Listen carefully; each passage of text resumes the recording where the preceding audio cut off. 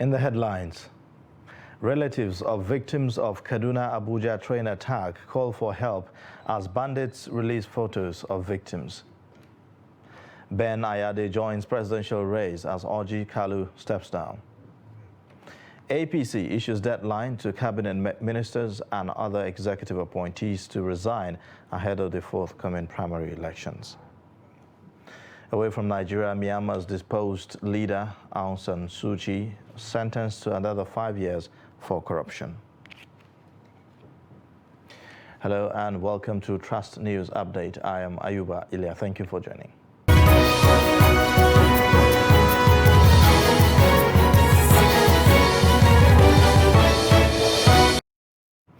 Now the details. Family members of victims of the Abuja-Kaduna train attack have continued to cry out for help as abductors yet again released photos of the remaining victims. In the photographs released on Tuesday, 62 victims were seen in 4 groups, including children, aged women and men.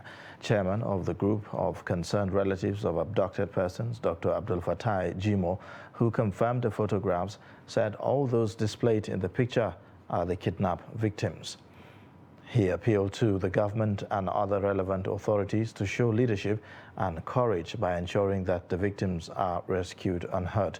An 83-year-old woman who is said to be suffering from diabetes was also among the victims with her daughter. This is the 3rd time the terrorists will release evidence that their captives are alive. Residents of Adagba community in Yaba ward of Abaji Area Council of the FCT have fled their homes after bandits attacked the community, killing a 23-year-old man, Nura Maigada, and a girl, stealing almost 20 motorcycles. The bandits were said to have also abducted about 16 residents of the community and carted away food items and cash. Trust TV's Maradia visited the community and reports. Adagba community, home to over 1,500 people, is about 40 kilometers drive from Abaji town. On our way to the community, we see residents carrying their belongings and fleeing to safety. The rate of insecurity in this part of town is becoming unbearable.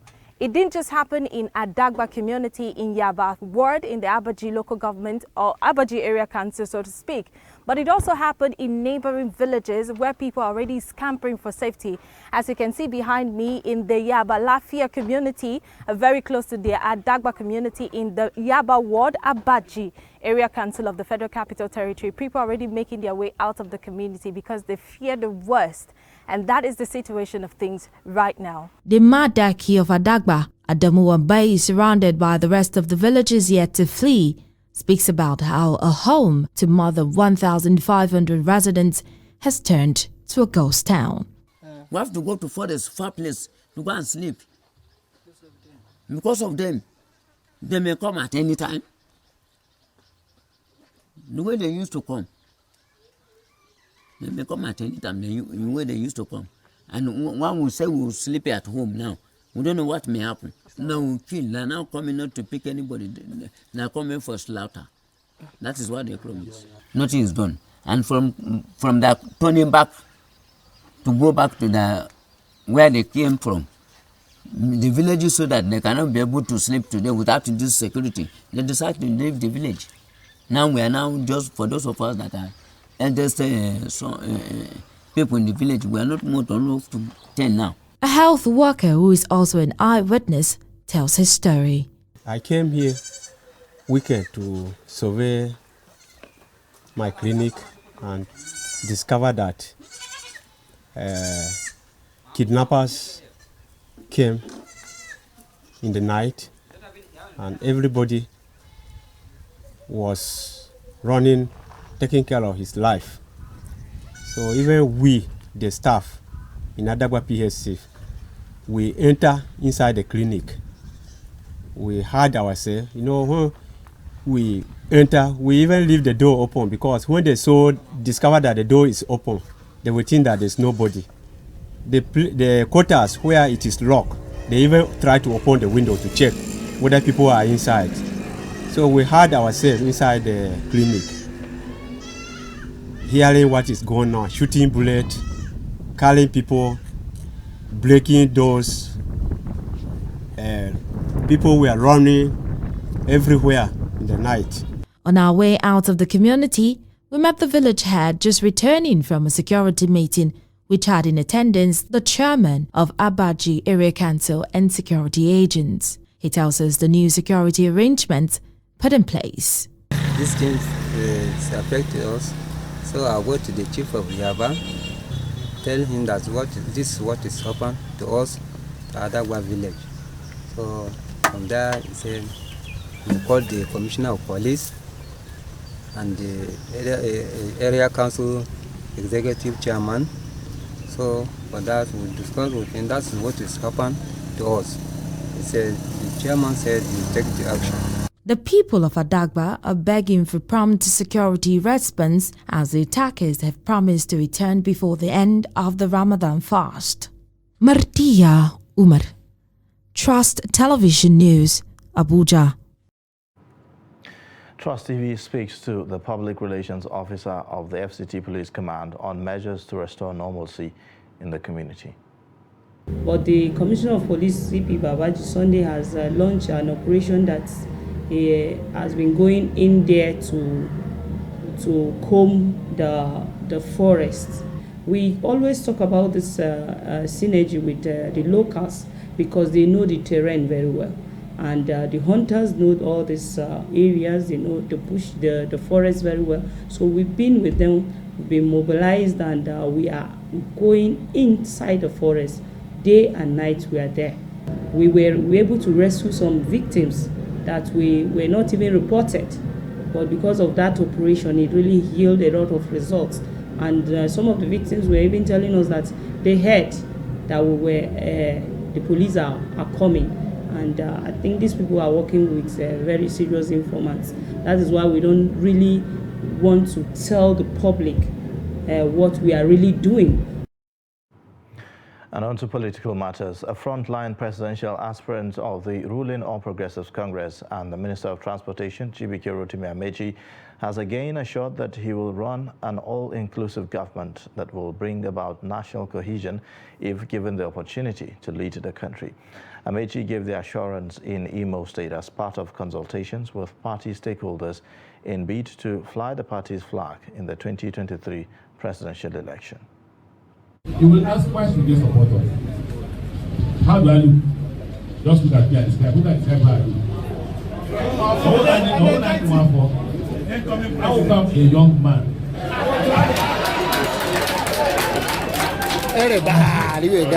Exactly. You can approach me. There is no Sahasa in it. Exactly. You can come to me and I can come to you. I can get angry with you. You can also talk to me careless. You're a guy. You're a guy. Oh, we got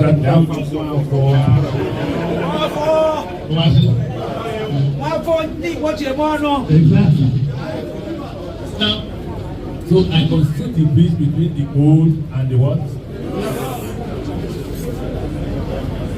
So finally, I may be the youngest, I may be one of the youngest, but I'm the most experienced. Once you're facing here, now I faced it in Port Harcourt. Remember? Yes. As governor of Rivers State, what you are currently facing here, I faced in Port Harcourt. And I dealt with it. And I overcame it. Be rest assured that if we are given this power, we will ensure that we will overcome this crisis. Come again by the grace of God, maybe as an aspirant or as a candidate. As a candidate. As a candidate. But one strong message I want to give is that there is a new spirit in the Southeast for our great party. You must have also heard that our second governor has also expressed interest to the president.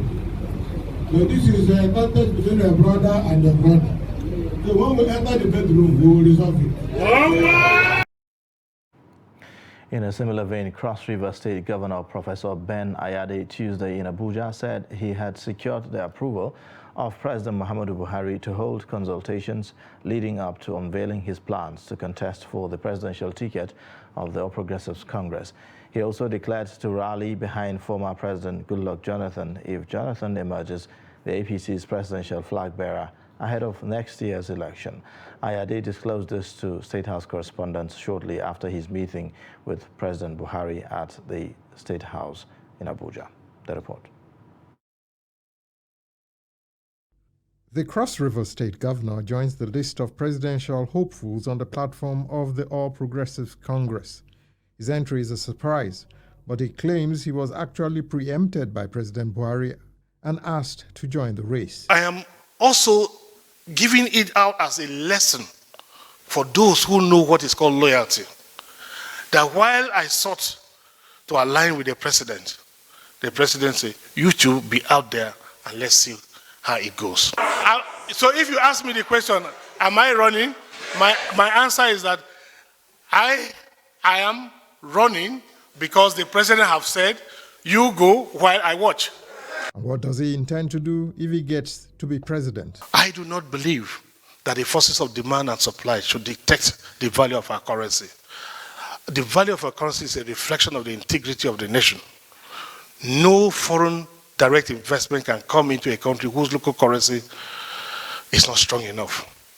If a country like Malta, a country like Kuwait, will have an irreversible conversion rate, Nigeria has no business subjecting our currency to the forces of demand and supply, all things being equal, when we know the concept of ceteris paribus never applies in real life. Therefore, there must be a structural and normative framework intended squarely to address the exchange rate between the naira and the dollar.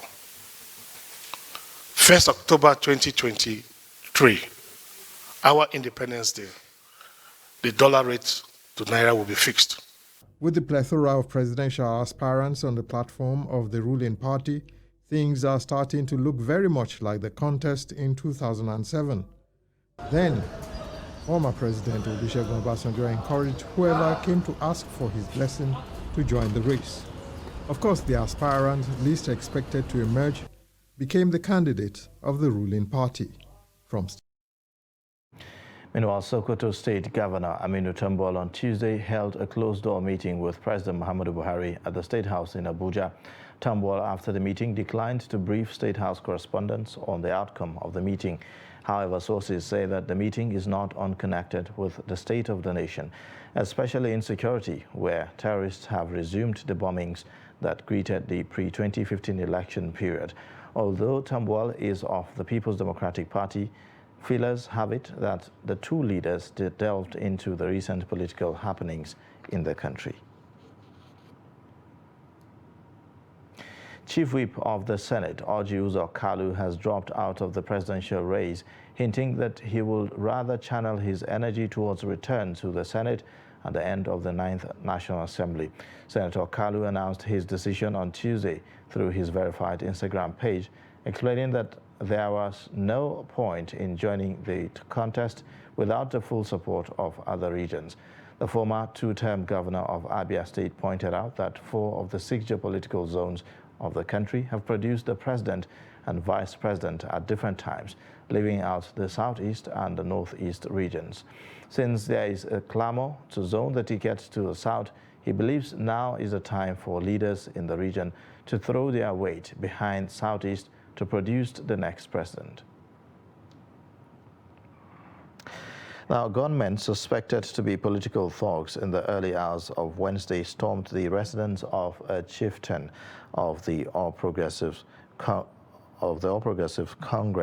in Bayelsa State, Honorable Sunday Frank Oputu, and shot him dead. Daily Trust gathered that Frank Oputu, who had also served as state chairman of the Conference of Nigerian Political Parties, was assassinated at his residence at Bay Bridge Road, Yenagoa, the state capital.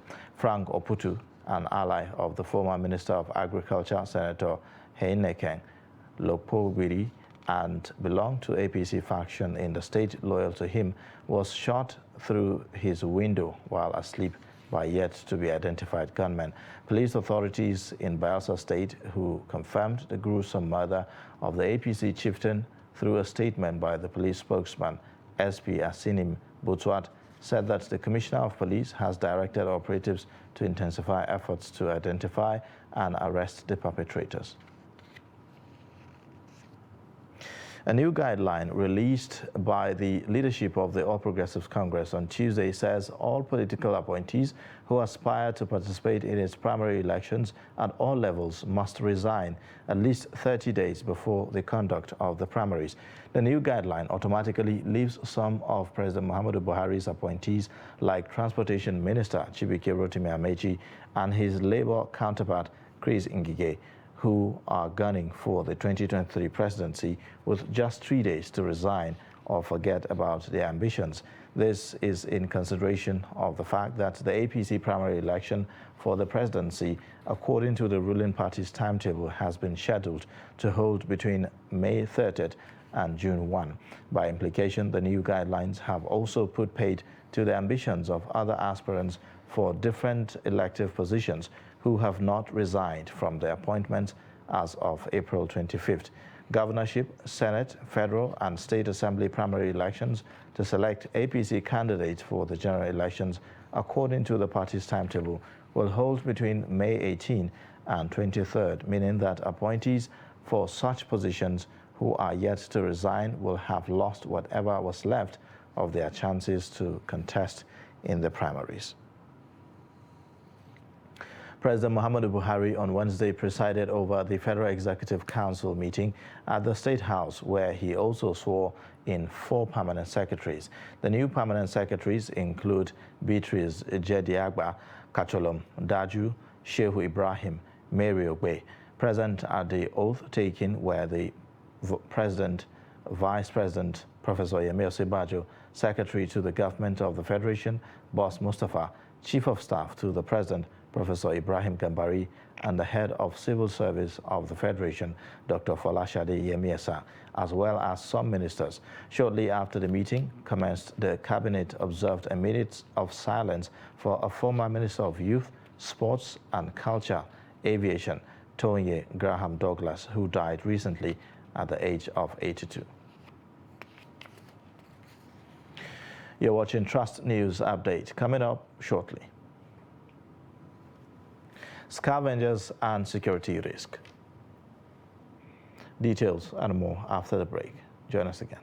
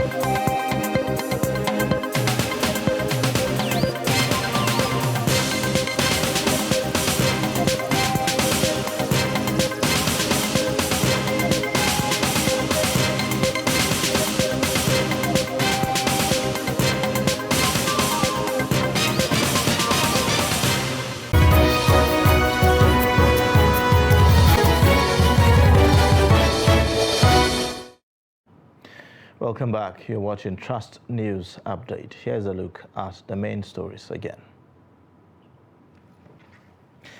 Abuja Kaduna train attackers released after photographs of abducted victims. Ben Ayade joins presidential race as Uzor Kalu steps down.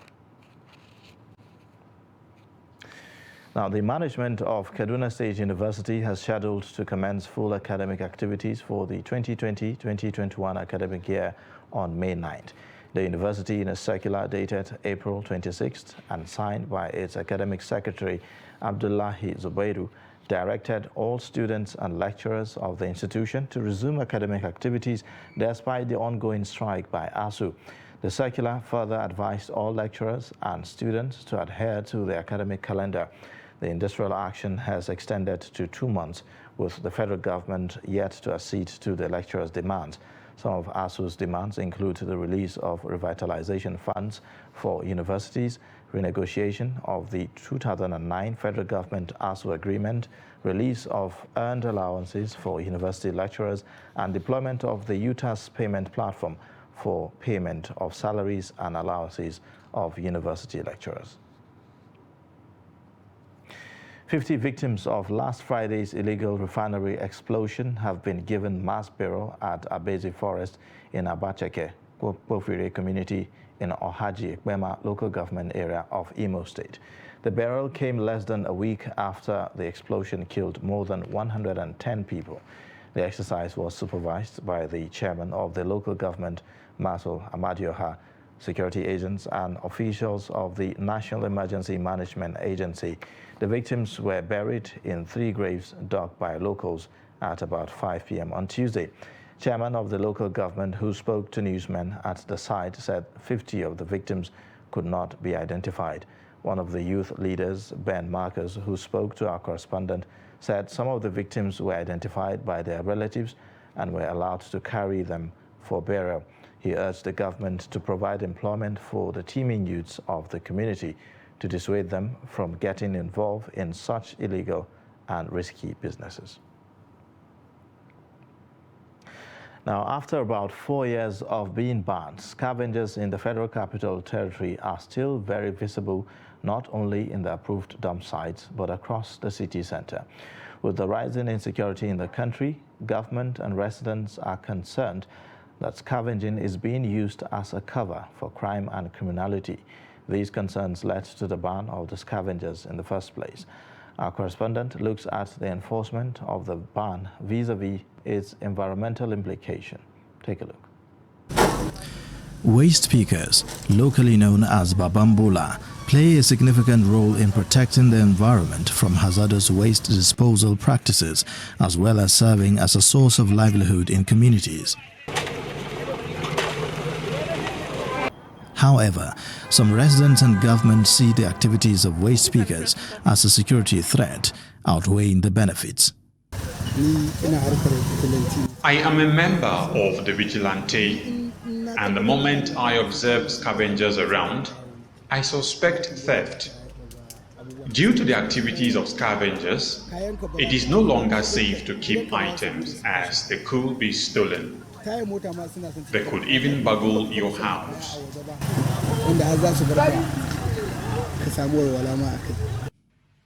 This CCTV footage shows a thief stealing a generator set in pretense of being a waste collector.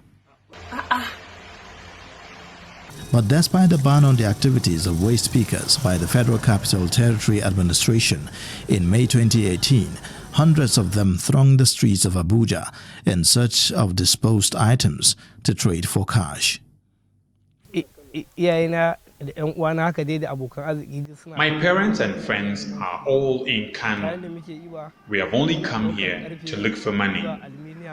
We pick items such as aluminium and copper wires. In these our business, we don't steal. Anyone found stealing here will be sanctioned.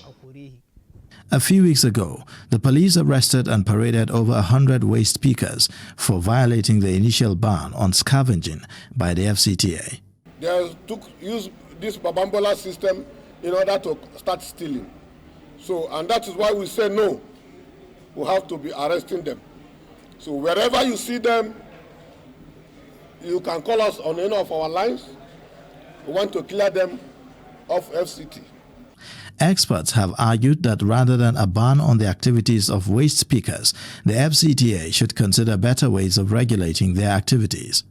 Communities need to realize that waste pickers are providing an essential social service. And if they are to be taken away, the health risk and environmental injuries within the society will be amplified. People will be going to hospitals more. People will be having environmentally related diseases more and more. So there has to be a balance. And the way this balance can be truly established is for AAPB, AMAC, and the clusters, because these waste pickers have clusters that are well organized. Let them sit together probably with the security agencies to find a way forward. According to Bioenergy Consult, Nigeria generates more than 32 million tons of solid waste annually, out of which only 20 to 30% is collected. But with the clampdown on waste pickers, the implication of the policy on the environment remains to be seen. Away from Nigeria, a court in military-ruled Myanmar has sentenced Aung San Suu Kyi to an additional 5 years in jail after finding the civilian leader guilty in the first of 11 corruption cases against her. The judge handed down the verdict within moments of the court convening. The case centered on allegations that Aung San Suu Kyi, 76, accepted 11.4 kg of gold and cash payments totaling $600,000 from her protege turned accuser, former Yangon Chief Minister Pyo Ming. She had denied the charges and said the allegations are absurd. And that wraps up Trust News Update. But you can watch more by clicking the subscribe button on our YouTube page and also connecting with us via our social media platforms. I am Ayuba Ile. Thank you for watching.